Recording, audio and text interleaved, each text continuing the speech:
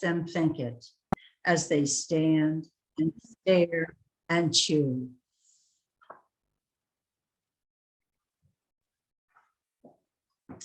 So in the country, a lot of my poems come from driving around, because you have to drive everywhere.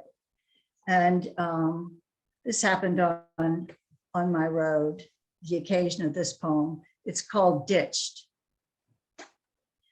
Loose dog, dropped dog, whatever might be small and lost and wary, whatever cannot be caught with squatted down soft words, meaty treats. Sharp-nosed little dog, no longer looking up at slowing cars for the car. Drop dog, loose dog, running back roads like it knows where the gravel goes, like it knows what it is doing. Who has not been dropped on unknown rural roads, gnawed on other creatures' long dead bones? I say, little dog, go in the direction you least think will save you. What you fear might protect you. Come now, in the breaking open of this cool, clear morning. That's right, good dog, come here. The dog did end up getting caught and was cleaned up and adopted. So that's a happy ending for that little guy. Okay, these are two new ones that I appreciate you listening to. You always learn something when you read a new poem. You know, it puts pressure on the words. So I'm interested in how this turns out. This first one is Drag. A yearling doe struck dead last night. No bloat yet. A dark smear across the county road from my farm lane, backtracking to a pool of blood at the neighbor's entrance. The doe's front legs stiff and straight out from death and dragging. Whoever moved her body in the dark did not see the telltale streak, or did not care, or found it funny, or was sending an FU postcard from the Red Sea. I lacked the strength to drag her back. I live alone out here. Now this next one is really new. My email server, here's the title. My email server kept interrupting to verify user ID. Having dialed the 800 number, disconnected once, then punching through recorded options to technical support, Michelle came on, ran system tests, and together we unplugged, waited, rebooted. We did a lot of waiting. Into a silence, I asked if she wanted to hear a poem. It was quiet where she was, she said, Monterrey, Mexico, so sure. I read the one on top, the road-killed doe dragged to my farm lane. You wrote that? You wrote that? That's the second poem someone's read me. A few weeks ago, she said, a hummingbird flew in my house, one leg gone. She nursed her, said it was a her, let her fly around, got fond. In the park, a man saw the release, recited her a poem. It was then the system rebooted. No more interruptions. We were done. I did not think in time to ask what poem, but did say her story was one and she should write it down. When the satisfaction survey came, I gave her 5s. It was 5s all the way down. Thank you. Lovely, thank you. Yeah, it was fun. Really fun. Thank you. I really enjoyed hearing your readings, actually all of you. And I do want to apologize that I did not start the recording immediately. And so just in case we have extra time, Wendy, I'm just going to give you this option. I have Eric followed by Diana, and then Rena, if she's on, And then we can add to the open mic by just jotting your names in the chat. But if you wanted to read your 2 poems again, just so that they would be the first 2 in the recording, I just want to give you that option with my apologies. You can think about it. So for the open mic. Thanks. Yeah, sure. Okay, great.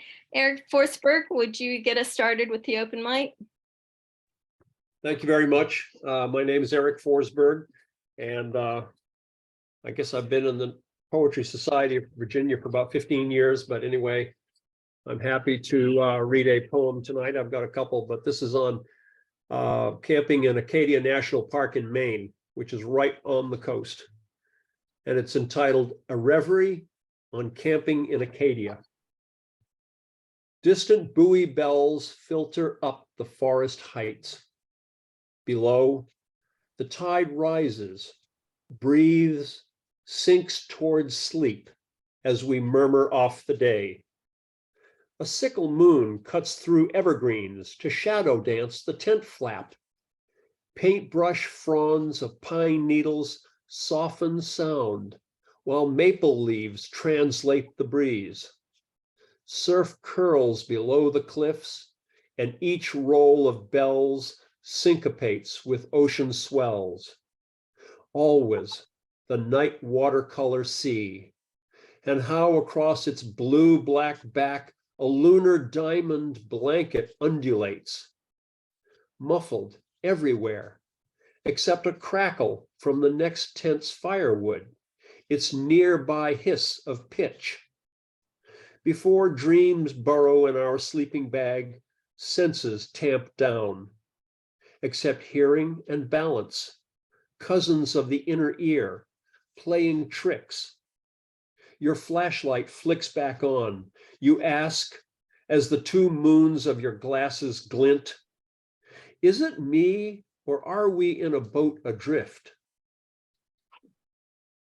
Very beautiful. Thank you.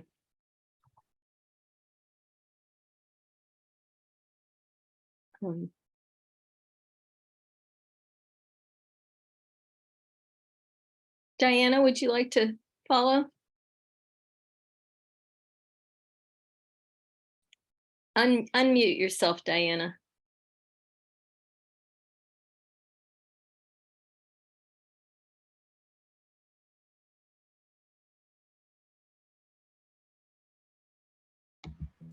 Okay, is that it now? It's at the bottom of the screen. Yeah. Oh my goodness. Okay, thank you. I also live on a farm, and so this poem is about being on this farm. Wonderful. The Farm, October 2022. First, light and trees. Old pecan, walnut, maple, laying shadows across the lawn, layered now with fallen leaves. I saw them dance down in a zephyred waltz, like so many bright-breasted birds. Then stone, scattered outcroppings, thick on the south pasture hill, Merlin's Hill, where once turned up a black tarnished Spanish doubloon, 1775, Carlos Tres, Rey. Stone, up wherever it will, oblivious, rough, beautiful, a long wall rising out of the ground like a memorial. Cottage and house, limestone, shaped by slave-hard hands. One January morning in the dining room, a Confederate soldier suddenly beside me, real as my husband, physical as I myself, uniformed, leather boots, clean shaven, gazing into the dark fireplace as at a lit fire. Outside, the lane, sun-warmed, color-strewn, the massive ginkgo by the barn nearing its golden peak. Autumn light, softer than summer, saying, linger, linger here. Beautiful. Perfect timing for that. Thank you. Okay. We had Rena on earlier, but I don't think she made it back after the break. Did anyone else here want to read a poem for the open mic? I have a second one if you're interested. Okay, so just to make sure we get Wendy's two on, if you don't mind, if you want to read those, Wendy, we'll go ahead and do that. And then Eric and Diana, you can each read a second one. Okay.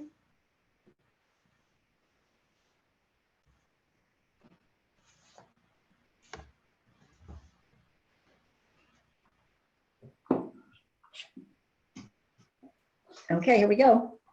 Thank you. Sure, thank you. Within the confines of this pasture, how the universe is understood.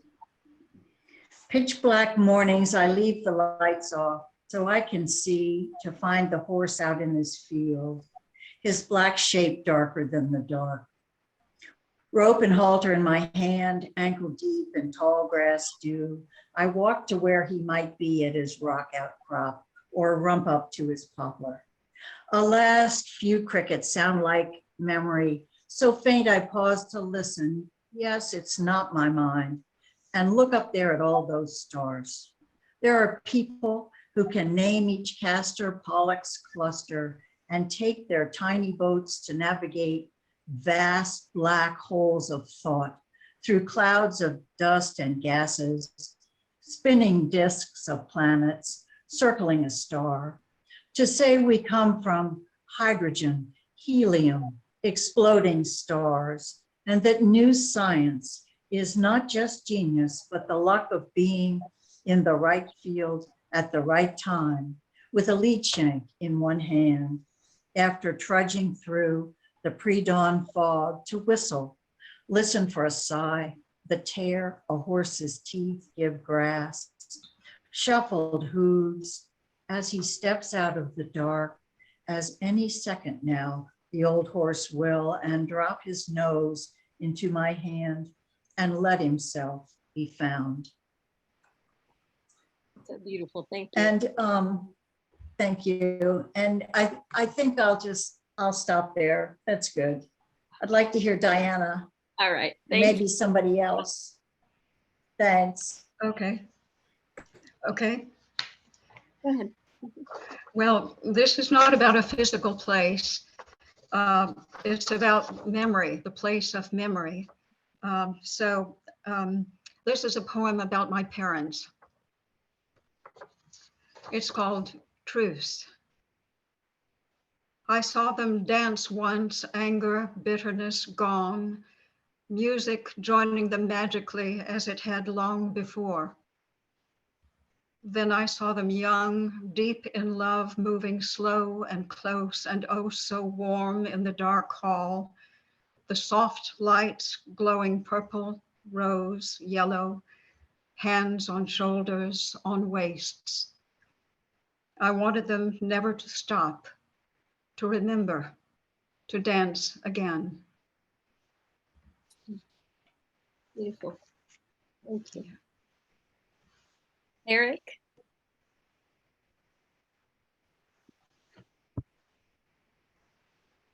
Yeah, my second poem is taken after a YouTube video, which I really recommend if people can remember the title of this. The title of the YouTube video is Walruses Mesmerized by Accordionist in the Middle of the Arctic Ocean. And the poem is entitled A Simple Clip of Video. Seated at the starboard rail, the Russian sailor starts to play a mournful tune, perhaps a favorite of his grandmother's. Buoyant, walruses scrum like an audience at a packed performance, finding seats. Then they grunt and look around to see who's here. You see the same behavior in New York. Some butt in for a better view, despite the empty bleachers of a massive Barents Sea, its proscenium of mist hung along a distant, snowless scarp. The sailor, switches to a new tune, a romantic waltz. The walruses jostle in to hear. They need not know the gliding dance, the light placement of the hand about the waist, the background swirling past a partner's face, struck as they are by the rhythms of a novel mating call. Wonderful. Thank you. Was there someone who hasn't read yet that would like to read?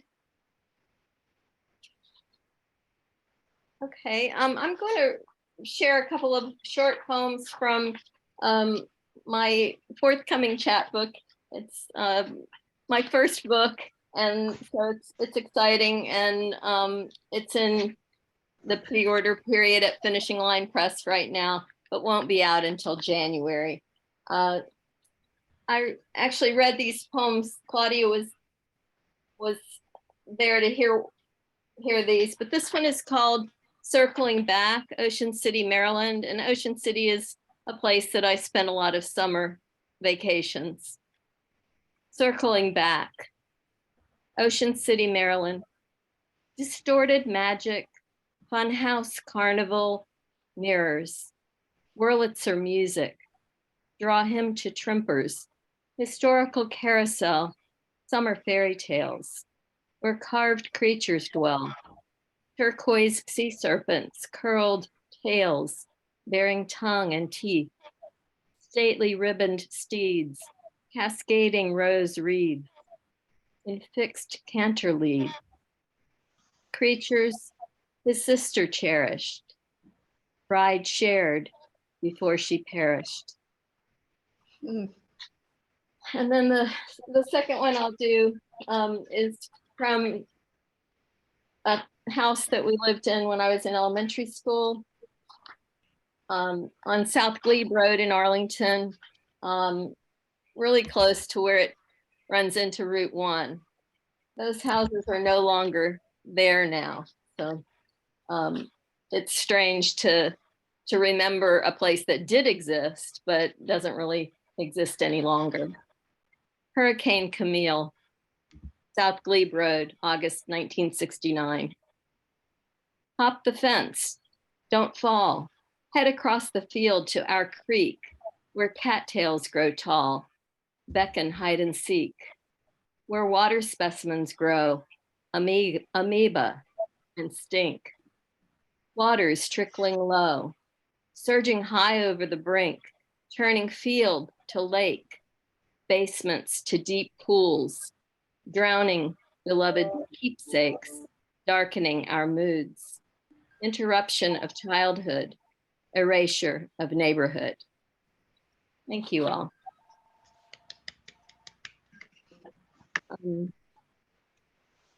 Okay, one more chance for anybody who didn't get to read.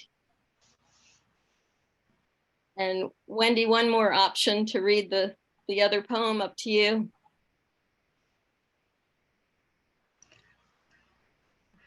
Well, if you have more time, I do have one more poem. Okay.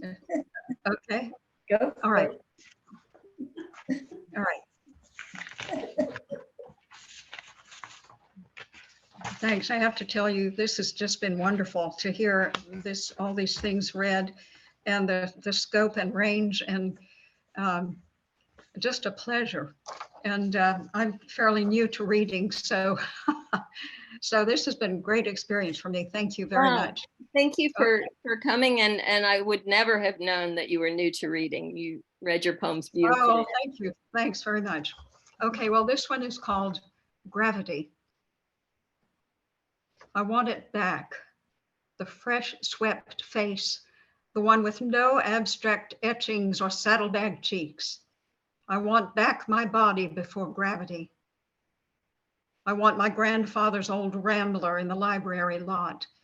I want to find the note under the wiper, I love you, in that unmistakable hand.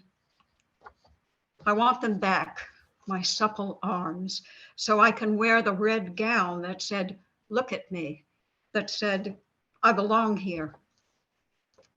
I want to go back and take that other road, the one where I get to play by my own playbook, not anyone else's.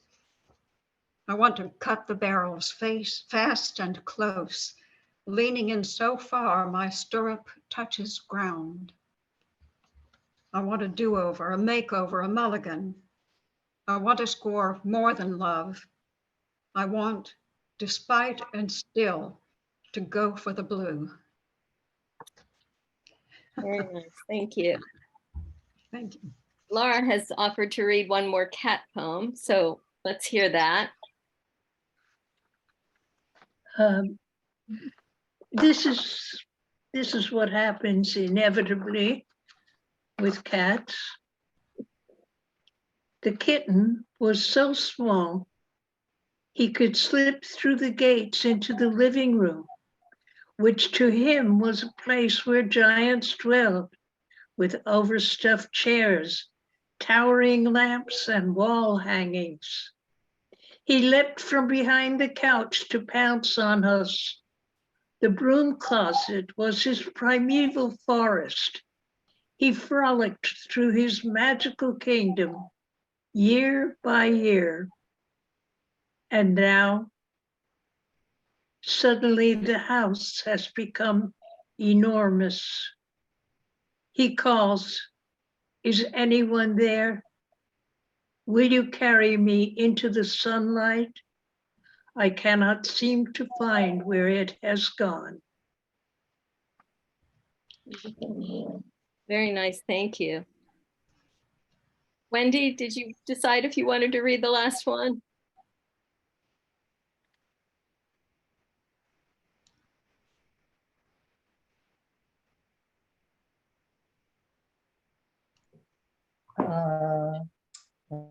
Well, Up to you. I haven't gotten the 10-minute warning yet, so. okay, well then, I'll do it, sure. Great. Unless you want to hear another one. Unless you want to hear another one. Whichever you prefer. I'll read it. Well, I'm here, so I'll read it. New time. If it all comes true, every bit of it, every tarot card, queen of clubs, every lightning bug that ever trudged a lifeline to the high point of a hand, if space bends, as they say, and gravity is up for grabs, its force perhaps too strong, too weak, or as just right as Baby Bear's chair. If our skies hold history and every starshine comes from past time to meet the present eye, it is possible to wish the wish you wish tonight on an extinguished star, which may or may not matter for the wish. Likewise, if the absence of evidence is, as they also say, evidence itself, and you had the choice, even had to choose the falling back to old time, having tired of the new, the Ouija answers every question, yes, and the chicken livers look propitious in the pot, being boiled for the dogs. If you walk out in a sunrise, orange rising into white, dogs will leave you to the gravel two-track, having beasts to tree or send to ground. And though you might not see them, they will see you, moving past the grazing cattle who raise their heads and deem you harmless. You can watch them think it as they stand and stare and chew. That's it. Wonderful. Thank you so much. Okay, now I've gotten Sure, thank you. the warning. We're down to 9.5 minutes. I'm still welcoming anybody who'd like to read another poem.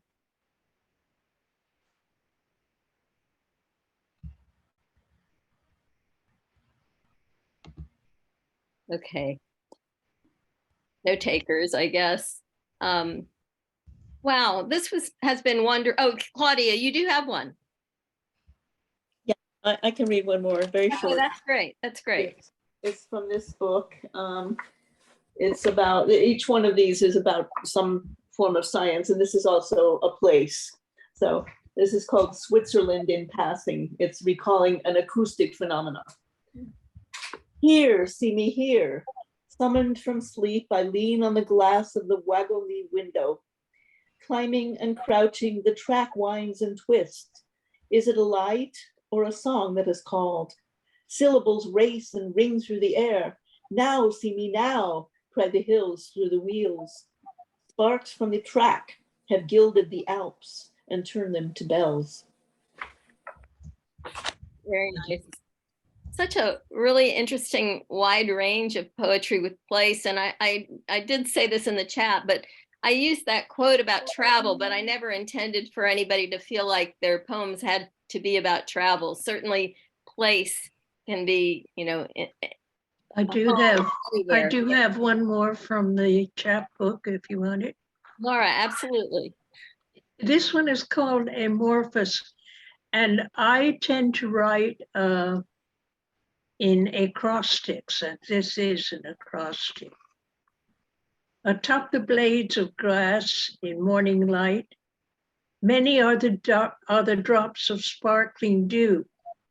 Out beyond the barn, two doves take flight, rendering their somber calls to coo. Presently the cows begin to stir.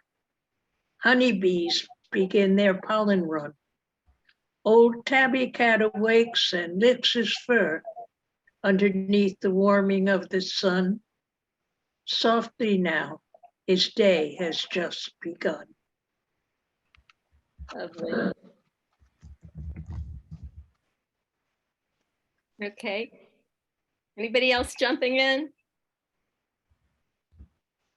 Well, I just want to thank all of you, our featured poets, our open mic poets. The poetry was exceptional.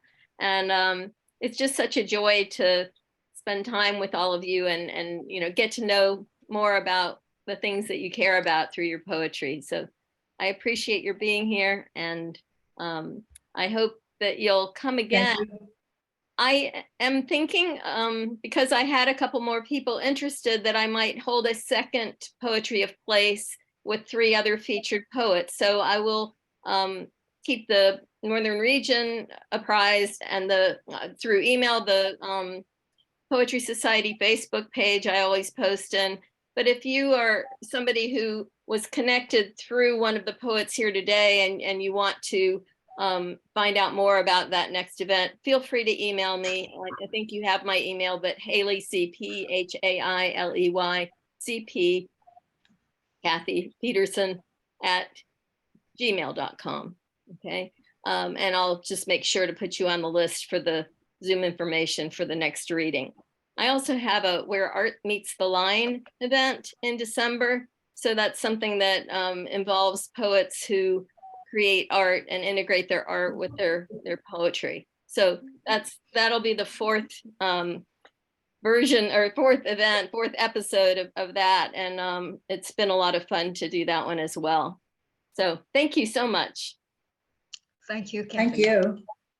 Thank Yeah, you. really good, really Thank fun. you, everybody. Wonderful. Thank you. Have a nice night and a great weekend coming up. Thank you so Yep. much. You too. Great weather. Yeah. Bye-bye. Thank you. Bye-bye.